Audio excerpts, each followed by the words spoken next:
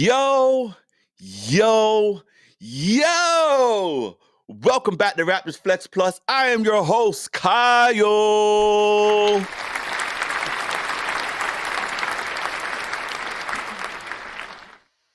Yeah, and you know the flex already, fam. Welcome back to another episode 45.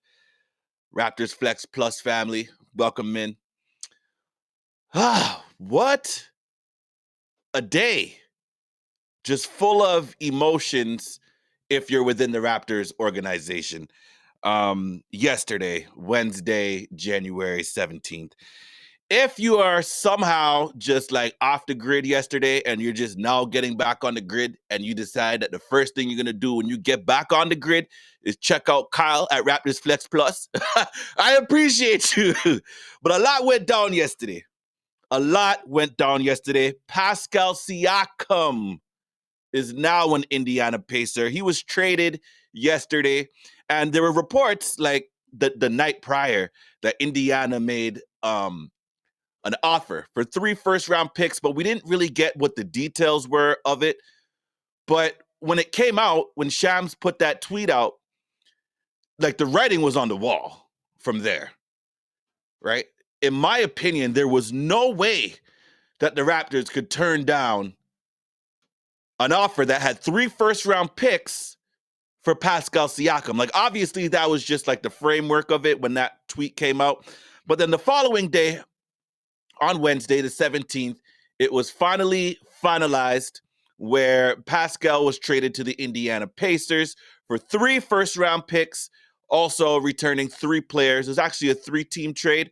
We got back veteran Bruce Brown, formerly of the Indiana Pacers and champion Denver Nuggets, as well as Kyra Lewis Jr. from the New Orleans Pelicans, who were also in on the trade, and Jordan Nwora from the Indiana Pacers. So we are now a team that does not have Pascal Siakam. Like, this team does not look the same as our 2019 NBA championship.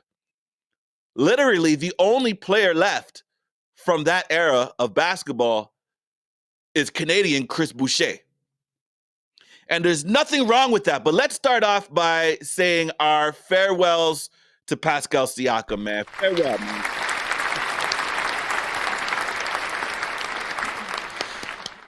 Listen, y'all. Pascal Siakam was one of my favorite players to watch as a Toronto Raptor. He was, right? And I know that everybody has heard everybody's take on this trade and all that, but now that you've heard everybody else's take, I'm gonna just slide in and do mine, okay? Pascal Siakam was one of my favorite players as a Raptor, simply because I love a story, right? I like the story of an NBA player. This guy started playing basketball when he was like 16 or something like that, ended up getting a scholarship to New Mexico State. I don't think anyone watches New Mexico State basketball for the most part, unless you are in New Mexico or you know somebody that is going to school there. But generally, that's not a program that's going to get high coverage on a Saturday afternoon. So when Pascal was drafted to the Raptors, I believe it was 26th overall in the NBA draft. 27th overall in the 2016 NBA draft. I didn't think much of Pascal Siakam. I'm like, who is this guy? Is he another Bismack Biyombo? Truthfully, because I think we lost Bismack Biyombo that offseason. And I'm like, okay, this will be another energy guy that can help protect the rim and those types of things. And again, I didn't know who he was until you watch him play in a summer league and you watched him play early on in that rookie season where he was actually drawing starts and stuff. I was like, okay, this guy, he's a rim runner. He runs the court. He's going to give you all the dirty plays. Like, for young players that are coming up in this league and you're not a well-known player, or maybe you're not getting all the opportunities that you feel like you deserve, Pascal Siakam is a good case study. Because what he did was he found any way that he could to be productive on the court, because it's not like they're drawing up plays for Pascal Siakam in his rookie season, because he was very raw still, a very raw player. But full pedal to the metal. He's a sponge, learning, playing alongside other veterans on the team, because during that era, I think we're just coming off of a Eastern Conference Finals appearance, if my memory serves me correctly. But nevertheless, he just found an opportunity to be productive. And when he got sent down to the G League, he didn't let that stop him from embracing the opportunity that was in front of him. Right? And he was very successful in the G League. He won himself a title there. He was the finals MVP in the G League. And that was probably like the height of Toronto Raptors development at this point, right? And he figured out a way to keep adding to his game every offseason. All of a sudden, he is the most improved player. All of a sudden, he's an all-star. All of a sudden, he's an NBA champion. All of a sudden, he's an all-NBA player. Multiple times in all-star and all-NBA. All of a sudden, he's tasked with being the number one option on a basketball team. Coming from a player that started playing basketball when he was 16 years old. That is just an amazing case study for any young players out there that want to break into the league and want to stay in the league. And now he's at the point where he's commanding a supermax contract. A supermax contract, and the Raptors' hand was forced. He played himself into one of the better players in the league that requires a supermax contract for a guy that I thought was like a Bismack Biyombo, like ignorantly. Like I was just ignorant to the fact that I didn't know who he was.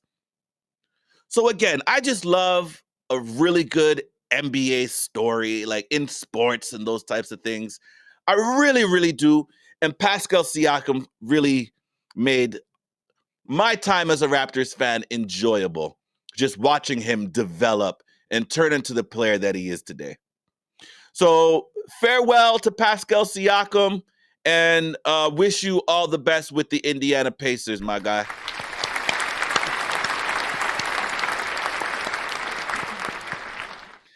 But now,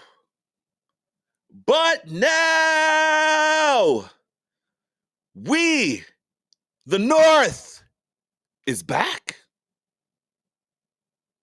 Is we the North back, y'all? It might be. New installment of We the North, because, there's no doubt that Kyle Lowry and DeMar DeRozan were basically the pillars of that We the North era. They were the pioneers of that We the North era. And there were a few moves that the front office made that really catapulted this team into a real legitimate contender in the Eastern Conference. Now, I know that we had to go through LeBron James, and that was just a task and all that. But the types of moves that kicked it off, that catapulted it, right? Remember when we traded Rudy Gay away to the Sacramento Kings, and then you get back guys like John Salmons and some of those other guys that came back from Patrick Patterson that came back from the Kings. And then you started building around DeMar and Kyle. Now, the Raptors are in a unique situation, y'all. A unique situation. Do you know how many teams that when they start over after trading their best player, the Raptors went through it a couple of times. You think about the Chris Bosh era, the Vince Carter era, where they literally like almost have to start from scratch. They literally almost have to start from scratch, some of these other teams. And then they build through the draft. Now, nothing wrong with that either. When you look at a team right now like the Oklahoma City Thunder that were able to build through the draft, find young players that were able to develop together, and now they find themselves knocking on the door of being a true contender in the Western Conference. The Raptors are in a unique situation because it's not like, even though we kind of like feel like we're blowing this up because in the last 5 months, we've lost 3 of our top 4 players. When you think about it for real, plus a championship coach. So that's like 4 out of 5 really important pieces on this team. If you think about last year to this year, that we have now moved on from. Nick Nurse, gone. Fred VanVleet, gone. Pascal Siakam, gone. OG Anunoby, gone. One man remains standing in this whole ordeal. And that is the new era of Raptors basketball, featuring Scotty Barnes. Scotty Barnes is now the face.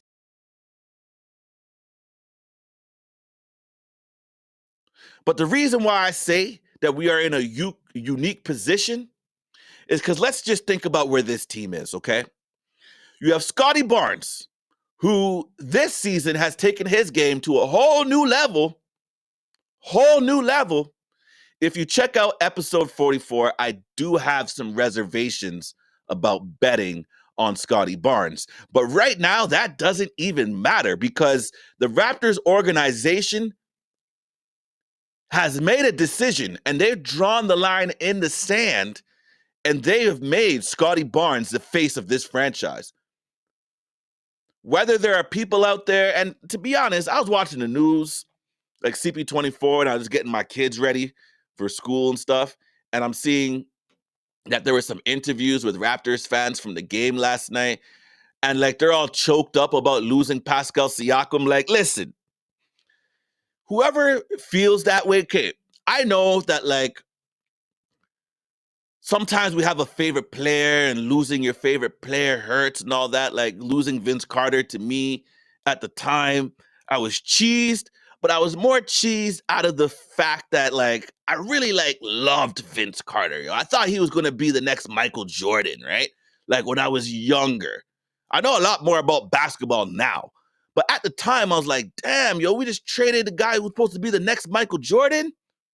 Now, Pascal Siakam is not that. Fred VanVleet is not that. But I'm looking at it in like relative terms, okay? You're losing your favorite player. So yeah, it hurts, okay? It hurts. But this is a joyous day to be a Raptors fan. What an opportunity that is in front of us. A unique opportunity because you have Scotty Barnes now who is knocking on the door of being an all-star. RJ Barrett looks like a totally different player than when he was with the Knicks. If you just look at the numbers itself, like box score numbers, you'd be like, well, it's like slightly better here and there. But the efficiency numbers and the eye test, the things that he's doing within the offense, and I'll get to Darko in a minute, all right? Because I may have a little bit of a change of heart on Darko Rajakovic. I digress. RJ Barrett is fitting in perfectly with this Raptors team alongside Scotty Barnes and his boy, Emmanuel Quickley, who is also fitting in perfectly. So the Raptors just got rid of 4 of their top 5 pieces from the offseason to now, and they have this core of players that they can continue to build around that have shown some really good promise, that are 22, 23, and 24 years old. What an opportunity. We don't have to go down and just totally just tank it and blow this thing right up because you have guys that you believe in already that have shown in the league that they are NBA players, that they are NBA starters. Starters. And when you think of a guy like Scotty Barnes, who is potentially an all-star if the Raptors can turn things around, in my opinion, like this is just a unique situation that a lot of teams just do not get this opportunity to do.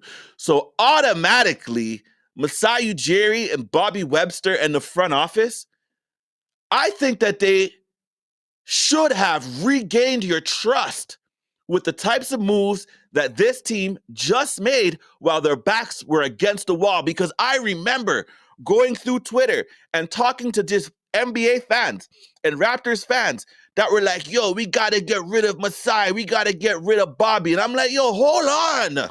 Hold on here.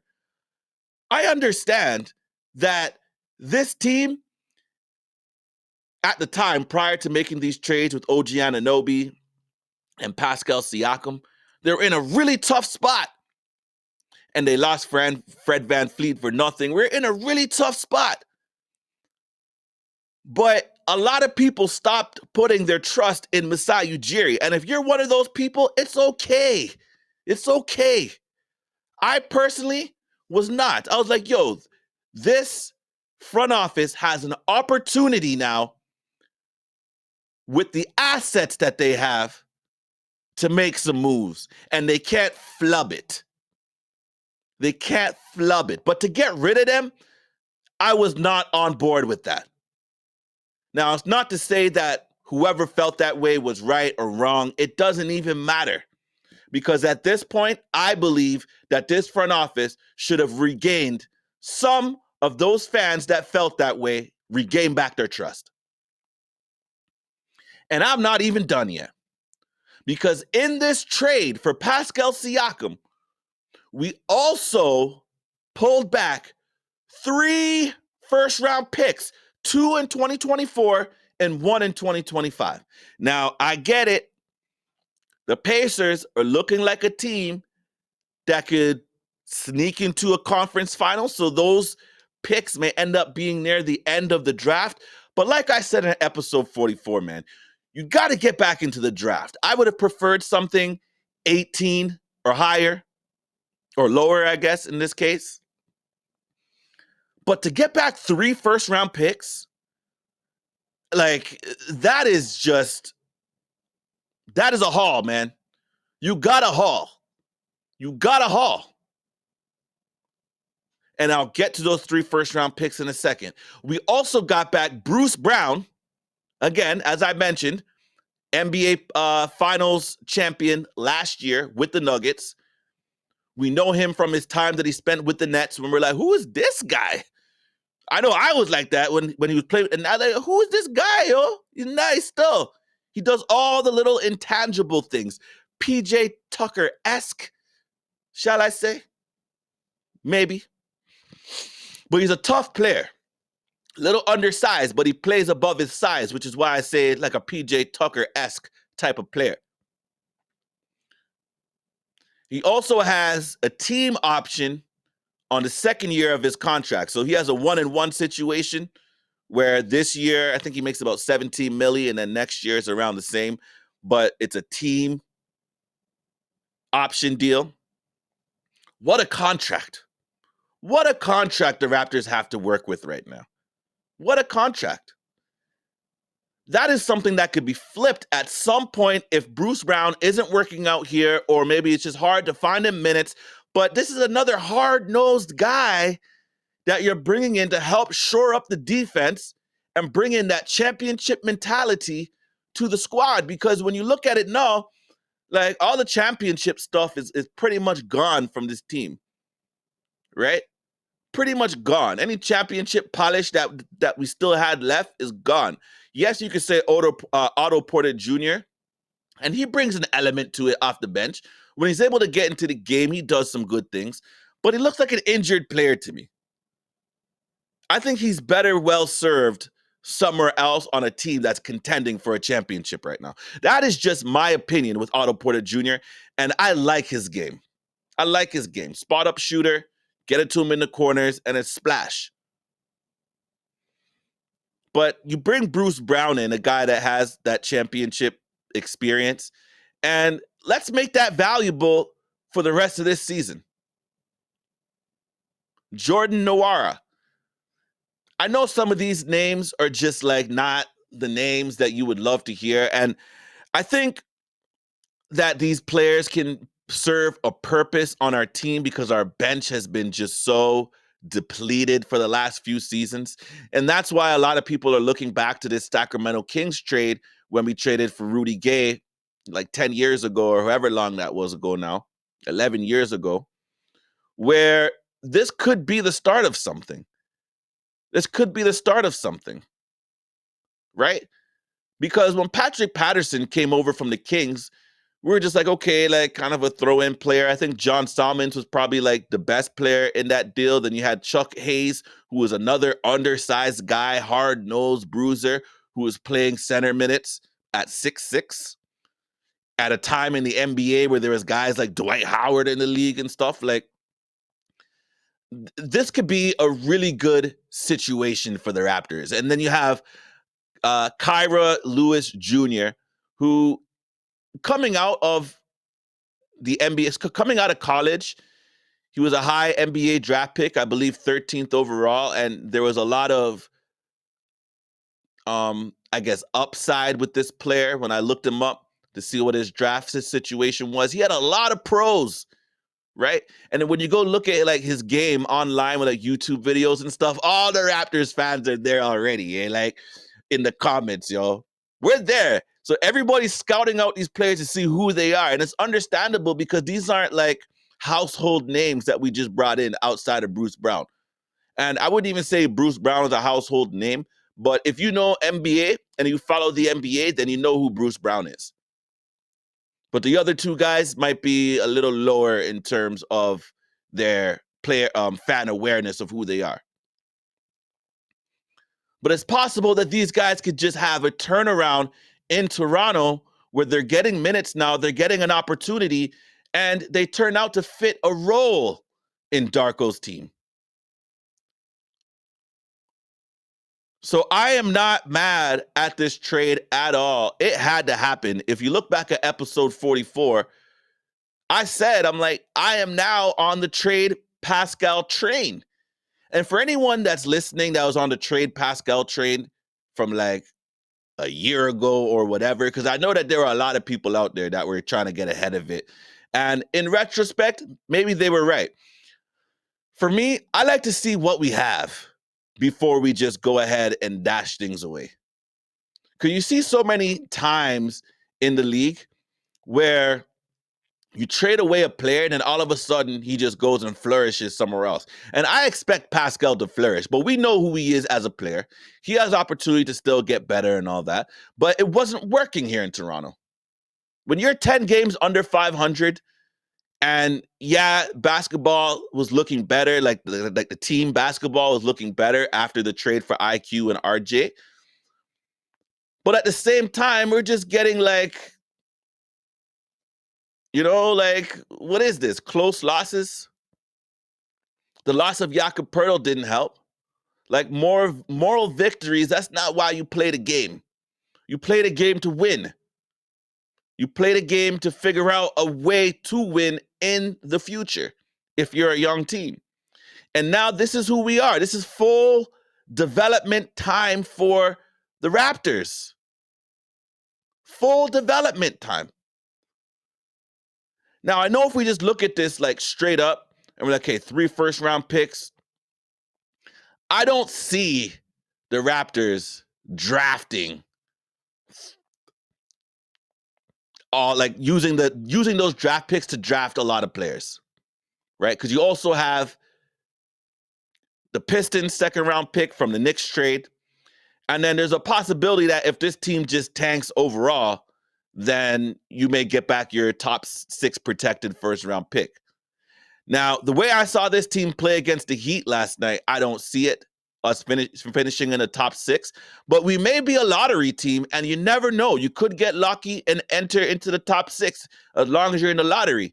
But at the same time, for me, I want to make the playoffs. Let's get this like pick that we owe to the Spurs just out the way. That's why I was saying, let's get back into the first round, which we did. But the thing is what we can do is these picks just don't have to be go draft a player and build around Scotty Barnes. You now have assets on this team that you could put together and make another trade to maybe move up further in the draft if there's a player that you really like, right? Maybe you can move up to 18, 16, 15, You just never know. But now you have the assets to at least make those calls and say, yo, I'm going to offer you this, that, and the third to move into this draft slot. That is why this front office deserves respect. This is why. You've made some room on your books potentially. Now where you can sign Scotty Barnes, sign Emmanuel quickly in the offseason, move around some of these picks, decide what to do with Bruce Brown, who's on a team-friendly deal because it's a team option, or you could move on from Bruce Brown if you really wanted to, right? Or maybe there's another team that maybe going to take back some salary and maybe give you a pick or something, a second-round pick for Bruce Brown. Who knows? But the options are now plentiful for the Raptors. Just a fantastic job by the front office, man. I can't state it. I can't state it any more than that. Like, just a great job. That's why I say, do I ask, we the North again, run it back. Because a lot of the things that we saw from that era, when you look at trades, when you look at young pieces to build around, it's very reminiscent. You have a new coach now in Darko Rajakovic, which at the time we we're figuring out Dwayne Casey. Very, very reminiscent, man. And you trading away some of your better players like the Rudy Gays, Andrea Bargnanis. In this case, I think we have better players that we just traded, OG Anunoby and Pascal Siakam. But in totality, it just feels very similar. And it doesn't have to be. This young team can just build their own thing. Maybe they don't need to wait 5-6 years to go win a championship. Maybe things just gel. The Raptors are able to bring together those assets and make another trade to move up in the draft and get that superstar player that I am coveting. It's not to say that Scotty Barnes can't become a superstar. I'm just not so sure about that bet. I feel like Scotty can be a really, really, really good player, right? Like, is Paul George a superstar to y'all? Because to me, he's not a superstar. He's somewhere in between star and superstar, but we could just call him like a really good star player, like a perennial all-star type guy that can play defense, shoot the ball, get to the rim. Now, Scotty Barnes is a much better passer than a Paul George. I'm not saying that Scotty Barnes reminds me of Paul George. I'm just saying in terms of like differentiating between a superstar and a star player. Paul George is a really good basketball player, but I don't think he's a superstar. Kawhi Leonard's a superstar. Kawhi Leonard can put a team on his back and go win a championship. Paul George has done things similar back when you look at his Indiana teams where he got to the conference finals and all that, which is why I say like there's a difference. There's a difference. When I went through all the NBA Finals champions in episode 44, I was listing off Hall of Famers or soon to be Hall of Famers that were the best players on those championship teams. Now, I hope that Scotty Barnes can develop into a superstar, but I'll be honest with you, this might not be like a very popular take. I'm just not sure of it. I'm not like sure of it. Do I think he could be like a really good player like a Paul George? Obviously different attributes and stuff. Yes, I do. But to be an NBA Finals champion, you need a superstar, at least one. The Raptors prove that. The Nuggets prove that. Now, I love Jamal Murray, Canadian, big up player. When the lights shine bright, he can go put up a 50 burger. But is he a superstar player? No, he's not. So this is where I'm trying to differentiate. And this is why I love the fact that we have all these assets now. right? You have 3 first-round picks, plus you have your own first-round pick next year. You have a second-round pick from the Pistons this year or this upcoming offseason. Man, plus you have some other veterans and stuff on this team that you might be able to turn into some more assets, such as a Otto Porter Jr., right? I don't think it's fair that Otto Porter Jr. has to play out this season as a Raptor when we're developing, trying to figure out how to get into the playoffs. I don't think it's fair for him. I think it's better for Toronto to figure out how to flip that, even if it's just for a second round pick or maybe just another big that is maybe not ascending, but has some raw potential. Because if it's anything that I didn't like about this trade, we didn't address anything in the front court. We didn't. There was a lot of conversation around possibly Jalen Smith from the Pacers being included in the trade, but it never materialized. And I think the Pacers, just as a side note, not to say that they won this trade. I think both teams won this trade. This is not like the word fleece should never come up right now in this trade. The word fleece is obsolete in this trade. Because the Pacers didn't give up a lot of their young players. They still got Buddy Hield over there. Jarris Walker, that was one of the players that a lot of people were talking about as a young stud that had a lot of potential. And I know the Raptors were probably trying to get him over here. Didn't happen. And I think that's when the Pacers probably had to ante up and give up more picks if they really wanted Pascal Siakam. So I thought the Pacers did really well with this trade, but it's about us. It's about the Raptors and what we were able to retrieve in this one, man. And I am as optimistic as I've ever been. Like, what a start to 2024, man. I'm so optimistic. Like, Emmanuel Quickly and RJ Barrett have just been great fits into this team. To get back 2 starters in a trade for OG Anunoby, and I know the Knicks are also doing really well right now. Like these 2 trades that we pulled off here in 2024, they had the potential to possibly have the Raptors get fleeced in them. Like before the trades were made, when you just thought about it in terms of who had leverage and all these types of conversations, right?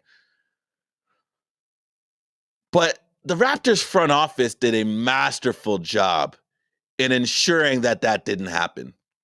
And I know a lot of Raptors fans at the time felt like the Raptors fleeced the Knicks. I didn't really feel that way. I was like, well, you kind of got to wait it out and see how the fits work. And probably some Knicks fans thought that maybe the Knicks fleeced the Raptors because RJ Barrett wasn't the type of player in New York that he now is for the Raptors. But basically, there was potential for this thing to not return the types of assets that the Raptors, that we feel as Raptors fans, we deserve for these 2 players that we think very highly of in OG Anunoby and Pascal Siakam. So you just have to give credit to the front office for what they're able to do. They've given us some flexibility in terms of what to do with draft picks, possibly being able to bring in some younger players. You added some players now off the bench in Jordan Noir, did I say his name properly? Nwara and Bruce Brown that I think can be solid contributors for this team. And Kyra Lewis Jr., who maybe he finds his footing here in Toronto, right? Because everything I read on him in the draft was that out of Alabama, I believe, was that, this guy could be a solid NBA starter at some point. Obviously, things haven't worked out for him the way that he would have loved it to for various different reasons. But it's another type of project now that you can help develop. And I don't know if this is a player that you send down to the G League to get some work in or anything like that, because now he's a few years into the NBA. But this is an opportunity for the Raptors to get back to their heyday in terms of developing players. Like, this is what it looks like when you build something from the bottom up. And the Raptors didn't have to go all the way to the bottom to do it. Wow, man. Wow.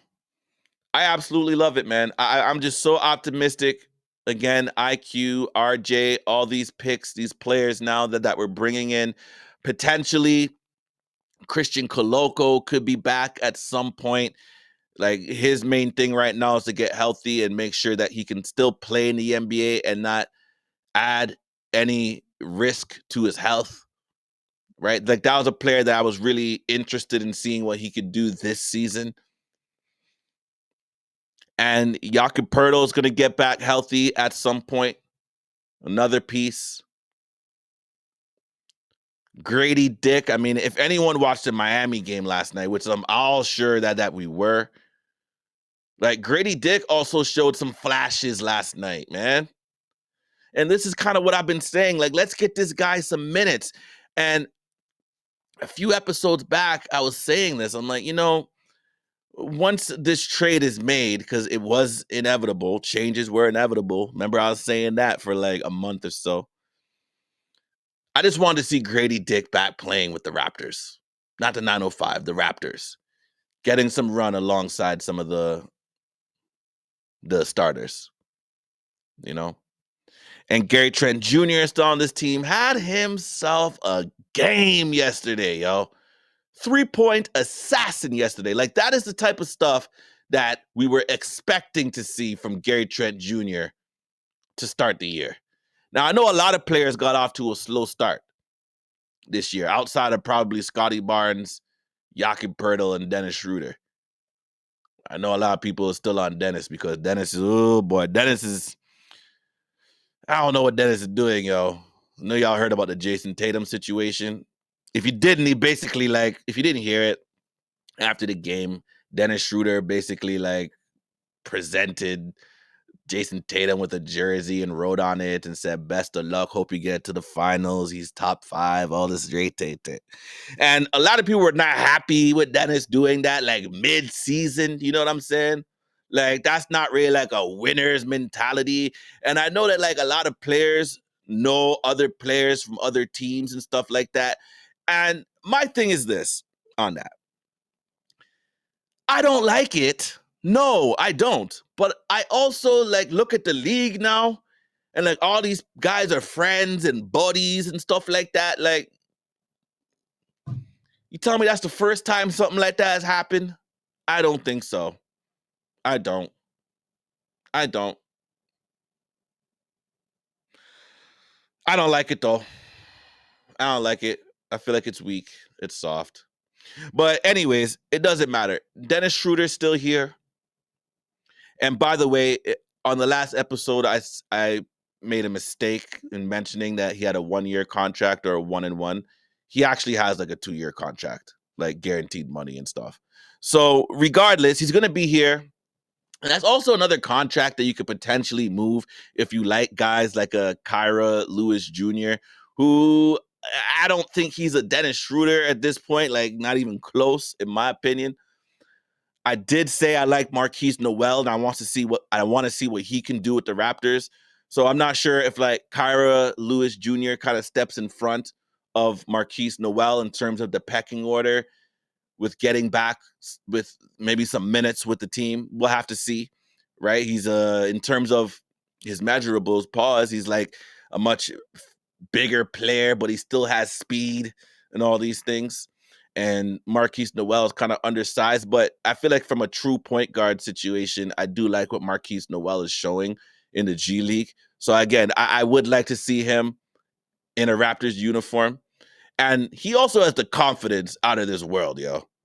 I can't remember exactly what he said. I might just be paraphrasing, but he's saying like I'm going to be like the greatest Raptor of all time or something like that. I don't remember exactly what he said, but yo, some of these New York point guards, man, they got the confidence. I believe Marquise is from New York, man. They got some confidence, man, and we'll have to see what he's able to develop into. But nevertheless, like look at all the pieces, man. Look at all the pieces this team now has, and they have potentially 3 first-round picks in the upcoming draft, most likely just to be 2, right? Then you have 2 picks in the next draft after that, first-round picks. But you also have the Detroit Pistons second-round pick in the upcoming draft this season. So those are some assets. Those are some assets, man. And I'm intrigued. I'm intrigued. And the way that the Raptors came out against the Heat, man, I messaged my boys yesterday and I was like, what Raptors team is this? Because these guys were flying around in the first quarter. They were dialed in. Like, you want to know what I saw yesterday? Like, you could just say, like, oh, the Raptors were hitting shots and all those types of things, and they're making good passes. And for me, it was the level of focus that this team had in all facets yesterday. You could say minus the third quarter, maybe. But, like, in all facets of the game yesterday, the focus was just out of this world. The attention to detail was just out of this world. And I don't know if that is just a result of just not having Pascal Siakam in the lineup, because I believe he's played every game for the Raptors this season. But it looked like a completely different team in the first half of this basketball game. Completely. I didn't know who this team was and what I was watching. They just look way more fluid on offense, but it's not even just that. The defense, in terms of the rotations, the contests, the rebounding. Now, there's a few situations on the rebounding where I'm like, hey, like, why is the Heat just getting like 4 or 5 tips and stuff like that? But when you're kind of undermanned in the middle there, like that could happen.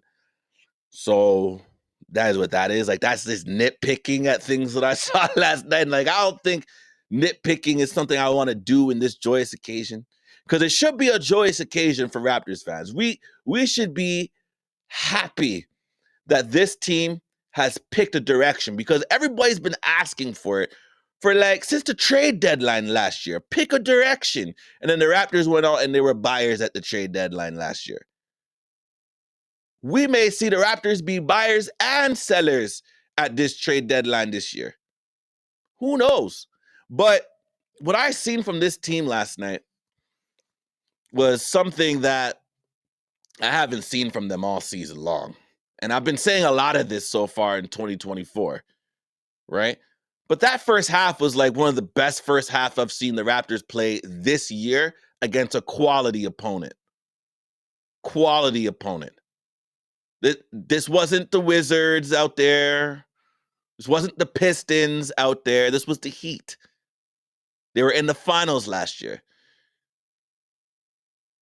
They're top 6 in the East right now, I believe.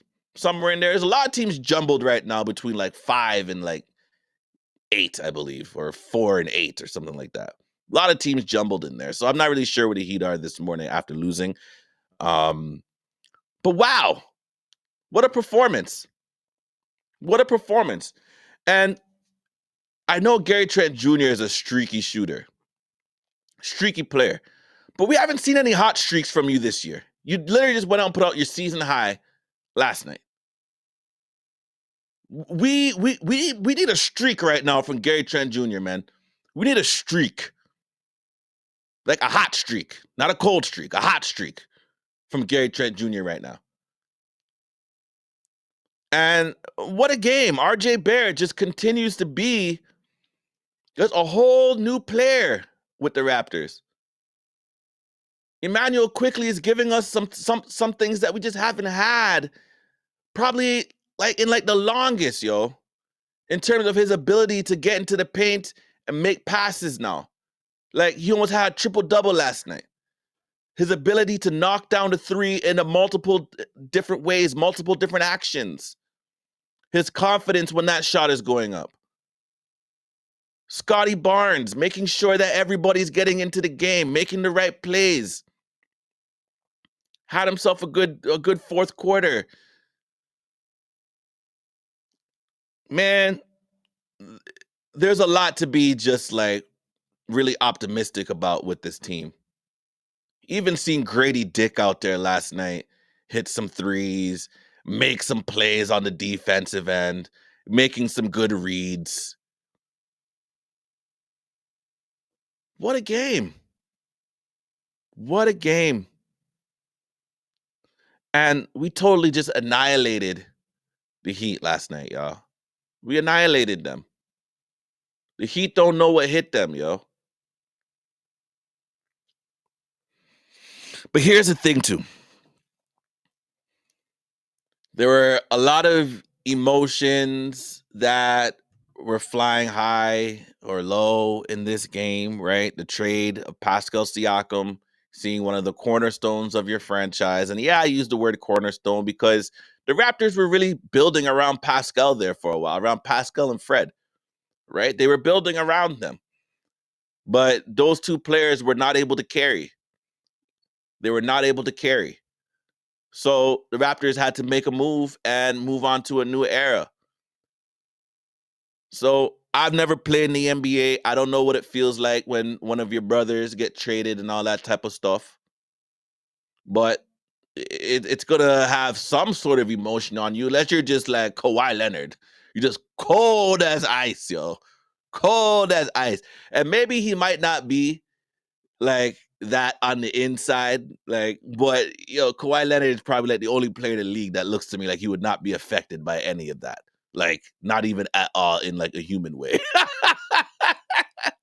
Maybe he would, man. But Coach Darko Rajakovic lost one of his boys yesterday, yo. Like, not to bring the mood down, but he lost one of his boys yesterday, Coach Dejan Milakovic, if I'm saying his name correctly. 46 years old. He was on the Warriors assistant coach. He was on their staff, and he was like rushed to hospital just out of nowhere. And yeah, man, he passed away, like age 46. Like, that's young. That's young, man. And obviously stuff like that's going to affect the coach. And when they were asking him questions about it and stuff like that, like, what do you say to your team? And he's just saying, like, he just told the team he loved them, you know? And like stuff like that is important at it's important all the time to tell the ones that you love them, right? Like, don't hold back on that. And I know that there's men and women that watch Raptors Flex Plus, and sometimes, like, I'm just talking to the men right now because I can't really speak on behalf of women because I'm not a woman, or this might just be a human thing. But I know sometimes as men, like, we feel like we can't say certain things because it's soft and all that, especially my generation, right? Like, sometimes we're just kind of iced and cold and closed off. But like, it's important to always tell the ones that you love that you love them, and don't wait till it's too late. You know what I'm saying? And I'm not saying that Darko did that, like he waited or anything like that, but he didn't miss the opportunity just based on a situation to tell his team that he loved them. And I'm sure they had his back through a very difficult time. And if you look at the way the Raptors played tonight, they played inspired basketball, yo. So I'm sure there was a lot more that was going on in that locker room that I'm not privy to. Um, it's an unfortunate thing that happened. And yeah, man, sorry to Darko for your loss, man. But just to kind of bring back up the mood a little bit, I mentioned earlier about Darko Rajakovic and how I might have a change of heart. Okay. Let me tell y'all something. First and foremost, and like, I've said that Darko Rajakovic might be a one and done coach. That is no longer the case. Okay. When I'm wrong, I will just admit I am wrong, and that is okay to be wrong sometimes, right? You make a prediction, is wrong, is wrong. Darko Rajakovic will be here next year. First and foremost, okay? Secondly, what we saw last night against the Heat. This may be the .5 offense that we've been hearing about from the offseason. This looks like everything he described. Now, it also helps when you're hitting shots and stuff like that, right? Gary Trent Jr. on fire, manager hitting threes, all that type of stuff. But the ball movement yesterday, OMGs. Wow. The ball movement was on a whole nother level. And I know like the Raptors have like one of the higher assist teams in the league this year, but the ball movement, it was on a string yesterday, especially in that first half. If that doesn't get you optimistic at what could be for this basketball team, then I don't know what you're watching personally, me, right? You may have a totally different take on that. And if you do, put it down in the comments. I'd love to hear it. But like, if that is the 0.5 offense that we've been hearing about from the offseason through like the first month of the season and all that, where they're talking so much about it, you don't hear about much about it as much anymore. But wow, we need to be like on board and optimistic and behind Darko Rajakovic now. I totally changed my whole tune, and it may just be that Pascal Siakam just did not fit into Darko's system. And the one point that I do want to make still, I do feel like the better coaches in the league, the Hall of Fame coaches and stuff, they will tailor the system to the players that you have to maximize their skills and their skill set. And I'm not sure that Darko did that for like the first half of the season when Pascal Siakam was here. And that's not giving Pascal Siakam a blight, or that's not, taking a backhand at Darko. I'm going to tell you what I'm seeing, just trying to be objective, right? It clearly looks like it was not working with Pascal Siakam in the lineup for whatever reason, right? Because we know Pascal got off to a slow start for the season.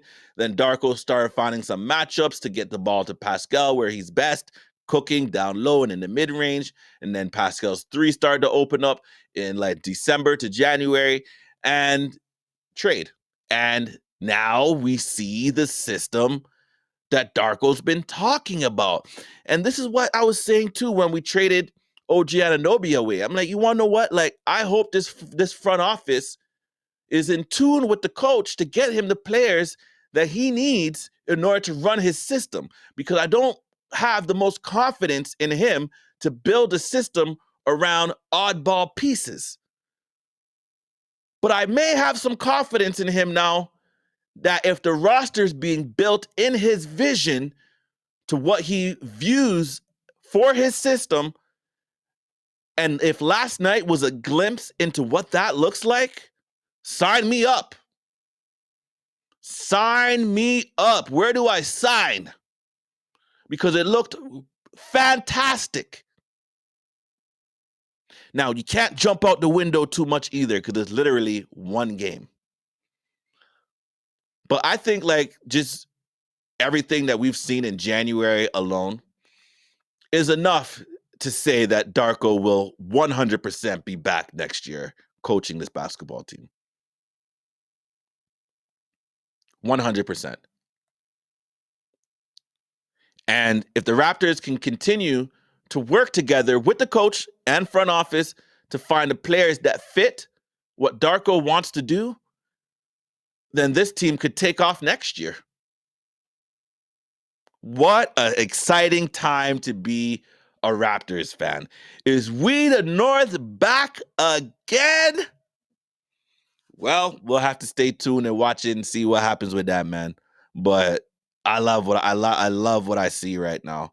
And it's just so poetic as well that as we usher in this new era of Raptors basketball, whether it's We the North or whether it's some other slogan that this team is going to run with, it's so poetic that like you start off this new era going up against Kyle Lowry last night, where you slap up the Heat, and then again tonight versus the Bulls with DeMar DeRozan. How poetic is that, yo? Like if anyone watches NFL, there's all these talks about like a script, like how the NFL scripted and stuff like that. You couldn't script this up any better if there was an NBA script. You could not script that up any better, especially if this basketball team goes up and slaps the Bulls tonight. Wow. Wow, wow, wow. Now, I don't think the Raptors are done. I don't think the Raptors are done making moves. They got to do something with the front court. You got to figure out some of these other players that are on the roster, what you might do with them.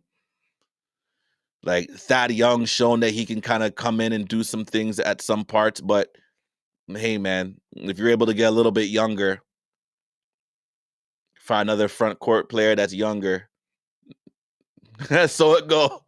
You know what I mean? So it go.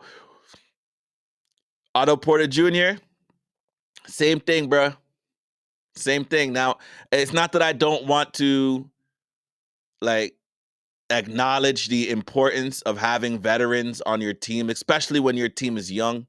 So if we end up keeping those guys, it is what it is because you have a lot of other assets, but they're also expiring.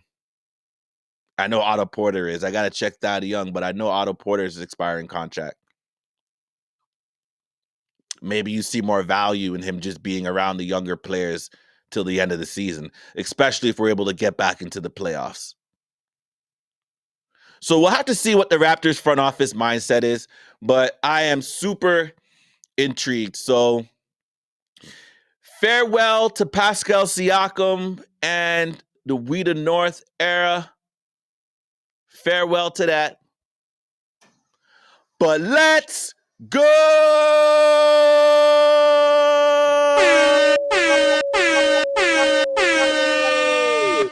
to this new era of Raptors basketball, man. I'm hungry, yo. Let's go get that. Let's go get that, man. Let's get back into the playoffs, man. Let's keep developing, man. Let's figure out how to bolster this core. Let's see if Scotty Barnes can become a superstar player. Let's see what we do with our assets to maybe move up a little bit more into the draft. Oh, man, this is going to be great. This is going to be great. This is why I started a YouTube channel, man. This is why I started a YouTube channel, because I'm going to have a lot of fun talking about this team. And I realize there's going to be ups and downs because this team is young. This team is new. But this team is fresh. Yeah. So if you made it to the end of this video,